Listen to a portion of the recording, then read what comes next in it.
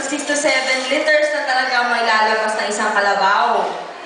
6 to 7 liters, ha? Okay. Nag-lecture ako ngayon dito. Charot. Ayun. Kung gusto mo ng mas marami, edi maglaba... Ano? Maglabas ka ng kalabaw.